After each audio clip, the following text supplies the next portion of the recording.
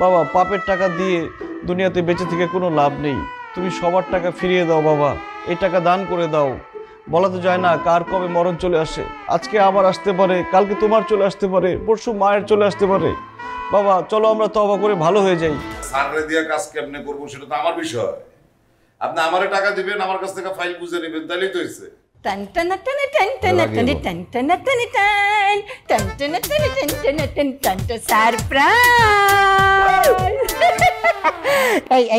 জানো এই যে এই গয়নাটা কেন কিনলাম? এটা কিন্তু রুবি স্টোন।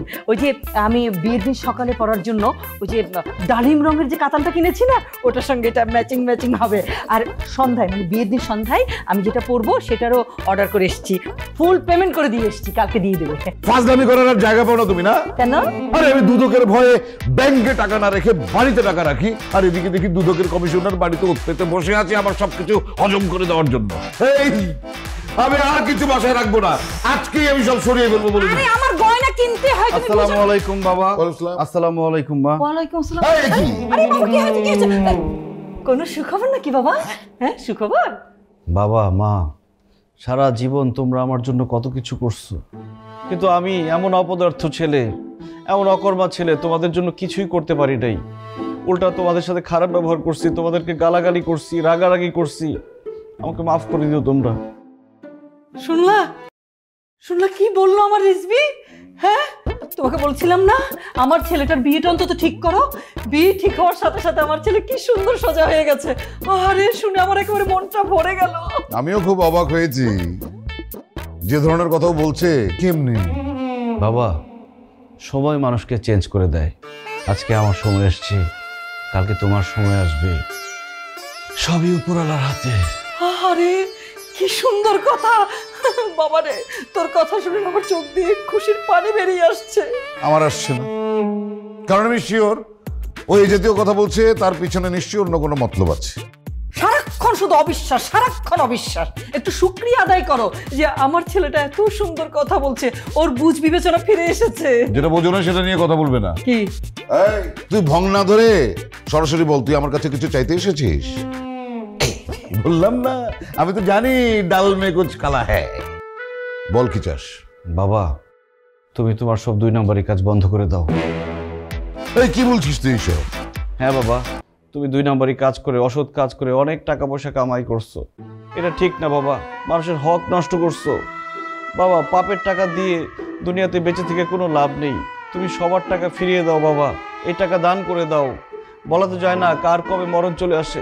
আজকে আমার আসতে পারে, কালকে তোমার চলে আসতে পারে, পরশু মায়ের চলে আসতে পারে। বাবা চলো আমরা তওবা করে ভালো হয়ে যাই। এই হ্যাঁ তোর ছেলে এসব কি বলছে আমাকে? ঠিক ঠিক একদম ঠিক কথা বলছে, আমি ছেলের সাথে একদম একমত। ঠিকই তো। এই যে তোমার এই 2 নম্বরই কাজটা আবার ছাড়ো তো। রাস্তা দিয়ে আমি বেরোতে পারি না, আমার লজ্জায় একদম মুখ দেখাতে পারি না কাউকে। সবাই আমাকে কি বলে জানেন? আঙ্গুল দিয়ে দেখিয়ে দেখিয়ে বলে ওই যে 2 নম্বর লোকটার বউ যায়, ঘুষখোরের বউ যায়। হ্যাঁ মা তোমারও কিন্তু এইভাবে চলাফেরা করা ঠিক না। তুমি সামান্য একজন 4র্থ শ্রেণীর কর্মচারীর বউ, তোমার চলাফেরা দেখে মনে হয় তুমি শিল্পপতির বউ। আর টাকা পয়সা গয়নাগাটির অহংকারে তুমি মানুষকে মানুষের মতোই দেখো না। তোমার জন্য বাসায় কাজের মানুষ থাকতে পারে না, সবার সাথে তুমি খারাপ ব্যবহার করো, তাকে মারো। কতবার কাজের মানুষকে হাসপাতালে নিতে হয়েছে। মা গরিবদের বদদোয়া এইভাবে নিও না মা। কি বলিস তুই? কাজের লোকজন যখন চুরি চামারি করে তখন মারা উচিত না? তো বাবা তো চুরি চামারি করে, তাকে তো কোনোদিন মারো না। মা চলো না আমরা সবাই তওবা করে পাপের পথ থেকে ফিরে আসি, সবাই ভালো হয়ে যাই। ঠিকই বলেছে, এসব পাপের রাস্তা থেকে সরে আসো, বুঝলা? এই যে মানুষজন আমাকে ডাইনি বেটির জামাই বলে, আমার শুনতে কত খারাপ লাগে। আচ্ছা যেহেতু তোমরা তোমাদের ভুল বুঝতে পেরেছো, চলো আমরা সবাই একসাথে শপথ করি। আসো, বলো আমার সাথে সাথে। আমরা শপথ করিতেছি যে, ওই বলো একসাথে, আমরা শপথ করিতেছি যে, আমরা শপথ করিতেছি যে আজ থেকে কোনো অন্যায় কাজ করিব না, আজ থেকে কোনো অন্যায় কাজ করিব না, পাপের ইনকাম করিব না, এবং ঘরে যে পাপের টাকা আছে সব দান করিয়া দিব। পাপের ইনকাম করিব না এবং ঘরে যে পাপের টাকা আছে সেগুলি সব দান করিয়া দিব। ঘরে যে পাপের টাকায় কেনা গয়নাগাড়ি আছে সব দান করিয়া দিব। যে পাপের বুঝছি তোমরা এইভাবে ভালো হবে না, তোমাদেরকে ঠিক করে আমি যাব, একদম সব পাপ ধুয়ে দিব। কোথায় যাবি তুই? অনেক দূরে মা, অজানার পথে। তোমাদেরও একদিন যেতে হবে, 7 দিন আগে আর পরে।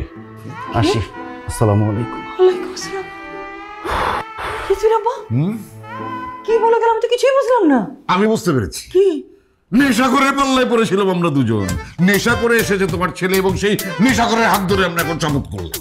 ও নেশা করে সব বলেছে তো, তাহলে তো আমার গয়নাঘাটি আর কিছুই দিতে হবে না।